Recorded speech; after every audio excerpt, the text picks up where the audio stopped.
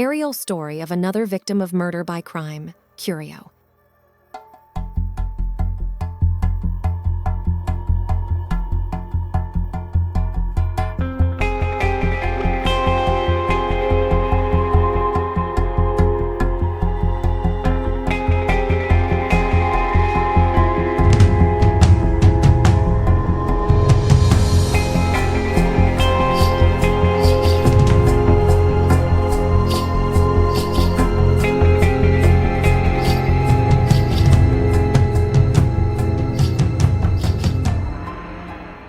This channel is working on the dark side of human which are occurring around the globe.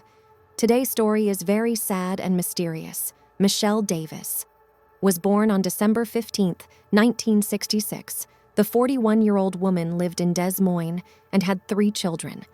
Later on, in 2008, an event of car accident occur in Iowa, U.S. Firstly thinned by the police and investigators, the Michelle had died by car accident. By later investigations show that Michelle was not died due to car accident, but he killed brutally. The police started investigation. They investigate that she was on the threshold of a new stage in her life. The court almost finalized her divorce papers. Michelle was looking forward to starting a new life. She has already moved into a separate apartment and filed a restraining order against her husband, Randy Davis. The family had an uneasy relationship in the years leading up to the divorce. People describe Michelle as a friendly, active person who loved adventures and motorcycles. She worked as a secretary for a trucking company and enjoyed respect and authority in the workplace. On September 11, 2008, Thursday, Michelle was in a good mood when she left work at 4:30 p.m., having completed all of her work. Shortly after, the 911 operator received calls from eyewitnesses reporting an accident on Interstate 235. The Mercury Sable car was upside down, and the woman inside was still buckled up. Michelle's co-workers noticed that she appeared to have shed a burden that had been weighing her down for many years. She wasn't conscious when, sadly, the paramedics who arrived at the scene were unable to save the woman, Michelle Davis. When the police arrived, they determined that Michelle lost control of the vehicle and caused an accident. However, they excluded this version the very next day. The forensic experts concluded that Michelle's death was not caused by a rollover, but rather by a bullet wound to the head. They removed the bullet and sent it for analysis in the hopes that it would help identify the culprit. Never saw anything like that before. Since there are many cars on this interstate and each driver could be a potential target for the distraught shooter, the local authorities decided to ensure public safety while they awaited the results of the ballistic examination. After all, what if Michelle was a random victim who wasn't pre-selected? What if there was a shooter who wouldn't stop at one victim? It was imperative to solve this case as soon as possible, so the police began patrolling Thais. It became evident that Michelle's death was not an accident. Detectives searched the crime scene in an attempt to determine the whereabouts of the shooter and whether he left any evidence, but they were unable to find anything. Moreover, because the traffic services had cleared the area after initially believing Michelle was the victim of a car accident, any evidence that may have existed had been irretrievably destroyed. Despite all of this, the detectives persisted in their search for answers. With the recordings from the traffic cameras at their disposal, the investigators immediately started to study them.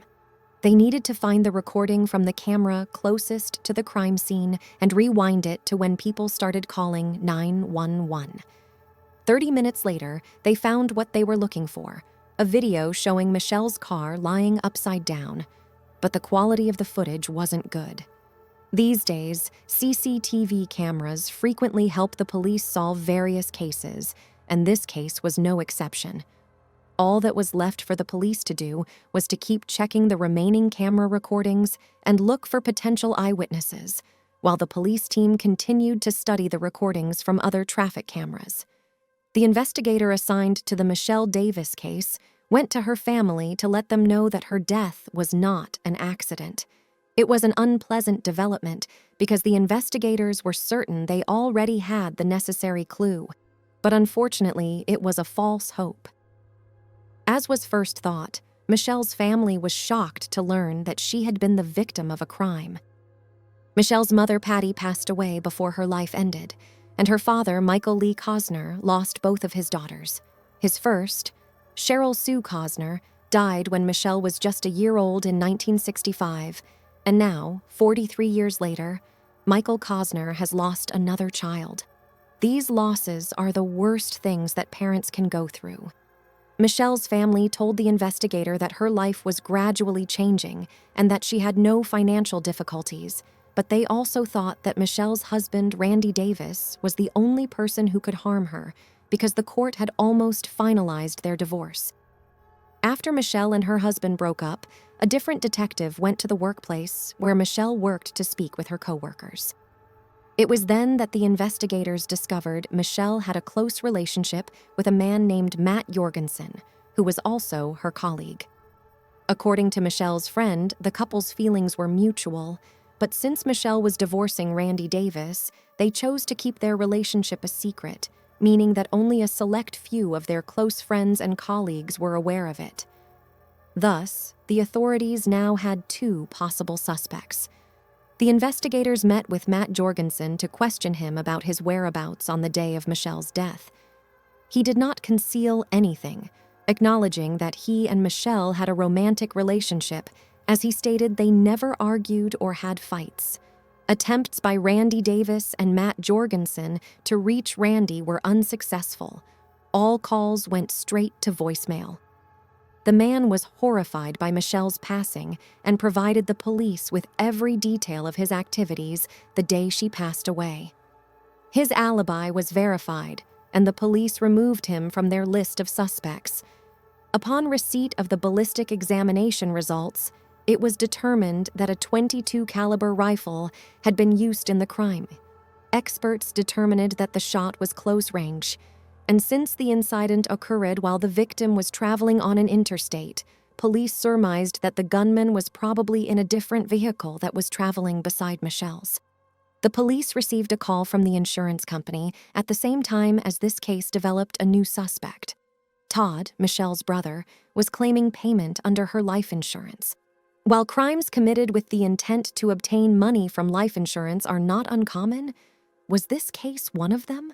Could Todd have killed his sister to obtain this payout? The detective went to Todd's house to question him, and when he began questioning him about where he was when Michelle passed away, Todd realized the police were investigating him and revealed everything he had done that day. Todd claimed that because their family was having financial difficulties and was unable to plan a respectable funeral for Michelle, he turned to the insurance company for the necessary funds. When the police investigated Todd's alibi, they discovered that he was in a different area of the city at the time of Michelle's death, proving that he wasn't the one who had shot her. Nevertheless, Todd provided the police with information that helped them identify another suspect. Josh, Michelle's stepson, was already married to Randy's son from a previous union when Michelle married him. Josh was an adult when Michelle was killed. He had been a Marine and had returned home from the Army shortly before Michelle was killed on the road. Josh was proficient with weapons, making him a suspect. In the meantime, the police received another piece of information. A woman reported that she was driving on Interstate 235 that day when Michelle's car rolled over. The caller claimed to have seen a red pickup truck, probably a Ford F-150, whose driver was acting strangely and swerving between lanes. The woman said the driver was an adult, white man wearing a baseball cap, and that was all she saw. This new information seemed significant, so the investigators began looking into it. They again turned to traffic camera footage, but this time they concentrated on seeing if the woman was correct in stating that there appeared to be a red pickup truck nearby. The police were unable to see the driver's face or the red pickup truck's license plates due to the poor quality of the footage, which showed a red pickup truck tailing Michelle directly out of her place of employment. Investigators quickly discovered that Randy Davis, Michelle's husband, owned a red pickup truck. Randy was not at home when they arrived, but his son Josh, a Marine with professional gun handling skills, was there. Investigators concluded, after reviewing the recordings from other cameras, that the red pickup truck was driving along the same route as Michelle, following her every move. It was hardly a coincidence. Additionally, when Michelle was approaching the scene of her death, the pickup truck was very close behind her. This information suggested that the criminal fired his decisive shot while driving with several suspects in mind. Josh told investigators that he went shopping with his sister the day Michelle passed away, came home, and spent the evening watching TV. Josh also claimed that Michelle's divorce from his father was difficult because, among other things, she wanted to receive half of the house's value. Josh added that his father returned home that day at 5:30 p.m., which cast doubt on his account and indicated that he might have had another reason for the crime. Josh was extremely upset that his stepmother chose to seize a portion of his estate from him while he and his father were divorcing, but there was no concrete proof to support these claims. If there is no proof, there will be no charges or arrests. A few miles from the trucking company Michelle worked for, there was a store where the police found another crucial piece of evidence for their investigation. Although the surveillance camera was inside the store, it still captured part of the parking lot on September 11, 2008, the day Michelle died. Although Michelle's family was getting ready for the funeral, the police started looking for new leads. They started by going around all the shops and gas stations along the route from her place of work to where she died in the hopes of finding additional surveillance footage. At approximately 4 p.m., a red pickup truck pulled up to the store and parked at the entrance. The police recognized that Randy Davis owned the truck, but they needed to find out who was driving it that day because Josh, his son, had access to it as well. The video footage showed the driver getting out of the car and entering the store, but because it was of low quality, they were unable to identify Josh as the driver or Randy. The man eventually vanished from the camera's view, but after a little while, he reappeared, made a purchase, and left the store. He then got into his car and drove away. To reiterate, all of this occurred at 4 p.m., while Michelle was leaving work at 4:30 p.m. The police continued to review the footage and discovered that during the following 30 minutes, the pickup truck made multiple trips back to the store, but the driver did not get out of the car. Instead, he turned around and drove away once more. Michelle left work without being able to identify the suspect when the pickup truck last appeared close to the store. The police made repeated attempts to get in touch with Michelle Davis's husband, Randy Davis. When he eventually did and showed up at the police station, the investigators gave him an explanation of his rights and made it clear that he was not in custody. Randy consented to respond to some inquiries about his activities on September 11th. Randy stated that he was a carpenter and that he was at work that day. When asked when he would get home, Randy hesitated, but eventually replied that he would be home at 3:45 p.m. Randy also mentioned going through the difficult divorce process with Michelle.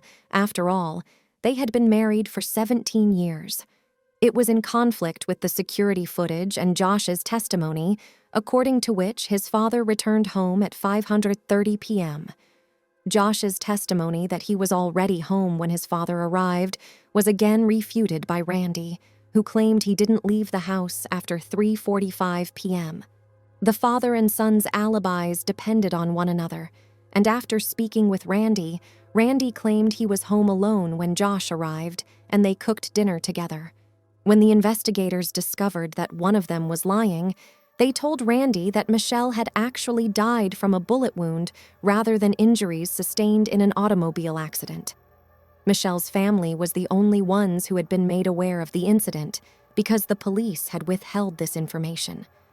When the police asked Randy when he had last seen Michelle, he basically gave no reaction at all, just lowering his eyes and acting surprised. Randy then demanded a lawyer, ending the conversation. The weapon was not present in the investigation. 4 days after Michelle's death, on September 15, 2008, her family and friends gathered for a funeral ceremony, but they were unable to find any significant evidence that could have been used to take her life or any other reason to release him. One of the people who came to say goodbye to Michelle was Randy Davis. Throughout his entire appearance, he attempted to convey how much of a loss what had happened to him. He even started crying at one point. But who was to blame for Michelle Davis's passing? The investigators made every effort to provide a prompt response, but assistance arrived from an unexpected source. As Josh Davis and his attorney arrived at the police station, Josh stated he wanted to make a statement. According to Josh, when he got home from visiting his sister, he saw his father there with a gun in his hands. Randy told his son it would be best if he didn't come now. Randy knew what his father was up to, so he tried to talk him out of doing things he would later regret. But Randy got in the car and drove off. When he came back, he turned the car into the garage. Josh went to the garage, where his dad admitted to shooting Michelle. Randy Davies took extreme measures after learning that his wife had filed for divorce and intended to sue him for a portion of the property. On September 11, 2008, Randy parked his red pickup truck outside the store and waited for Michelle to leave work. He drove past Michelle's workplace multiple times, terrified that he would miss the opportunity. After Michelle left work, Randy appeared on the store's CCTV footage multiple times. Josh testified that Randy followed Michelle, and when the time came, he rolled down the passenger side window and fired. As a result, Randy was arrested by the police and charged with first-degree murder. However, prior to the trial, Randy agreed to plead guilty to second-degree deprivation of life in exchange for a lighter sentence. As a result, 53-year-old Randy Davis was given a 50-year prison sentence in 2010. Todd Cosner, Michelle's brother, says, "His guilty plea means there won't be a trial. Maybe we missed justice a little bit, but we did get what we wanted. We knew he did it, and he admitted that he did it." "I loved Randy, who was a member of my family for 17 years, and I cared about him," he said, adding that Davis had destroyed their family. Costner, Todd. This video is based on true crime stories and facts from reliable sources. If you are interested in crime stories, mystery stories, or crime documentaries, please subscribe to our channel Crime Curio and hit the bell icon to get notified of our latest videos. We upload new videos every week on various topics related to crime, mystery, and justice. Thank you for watching this video, and please leave a comment below to share your thoughts on this case. And don't forget to like, share, and subscribe to our channel for more videos like this. See you next time.